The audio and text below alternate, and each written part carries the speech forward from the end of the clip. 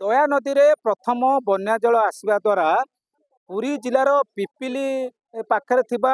मादीपुर काज एवं कंटी काजरे प्रथम बन्या जल बर्तमान प्रभावित होईची। आपण देखंतु एई हଉଛି सेई मादीपुर काज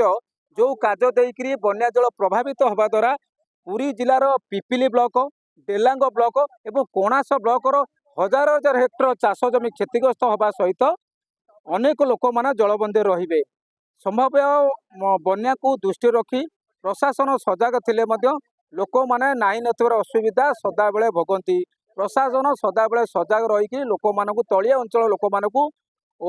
माने उच्चा स्थान को उठिया पई बर्तमान परामर्श देइले मध्य लोक माने बर्तमान ए घटना घटिया द्वारा लोक माने भयभीत रहंती। आम पाखरे किछि जनसाधारण आइचंती दया नदीर पाखरे लोक माने अछंती देखुचंती बन्यार परिस्थिति समीकुचंती एवं ता सहित लोक माने केते भयभीत आम सीधा सड़क स्थानीय बासिंदा पछरे आज्ञा देखंतु प्रथम बन्या जल आसी पहुँचला बर्तमान दया रे यही बाट देकर बन्या जल प्रभावित हो आपण अंचल मत क्षतिग्रस्त हो निश्चित को को अंचल बर्तमान क्षतिग्रस्त हो बर्तमान आमर डेलांग ब्लॉकटा बहुत परिमाण क्षति हम कणास पर्यंत लगी रही कणास पर्यंत तापर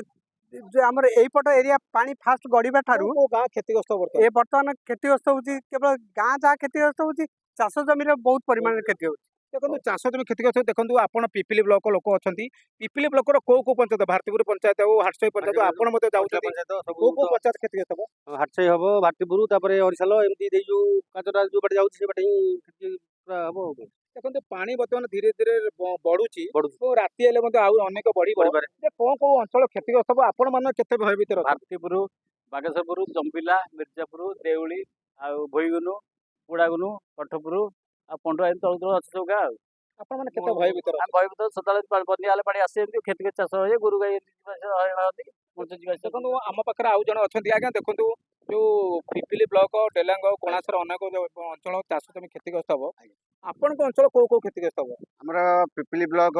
डेलांग ब्लॉक कोणास पर्यंत पूरा क्षतिग्रस्त हम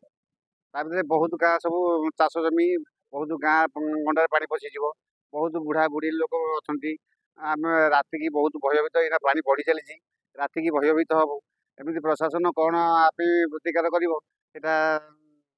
प्रशासन जहाँ कर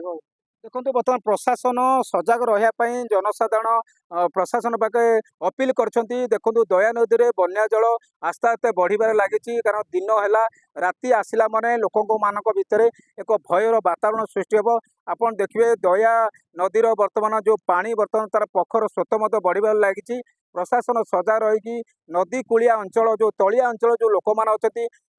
उठाई व्यवस्था करा एवं शुखला खाद्य एवं सहित एवं उच्चा स्थान को जो छोट छोट पिला माने गर्भवती स्त्री लोक माने जो माने हैरान हे तुरंत पदक्षेप नेबा निहाती आवश्यकता रही। पुरी जिला पिपिली प्रताप बारिक एमबीसी टीवी।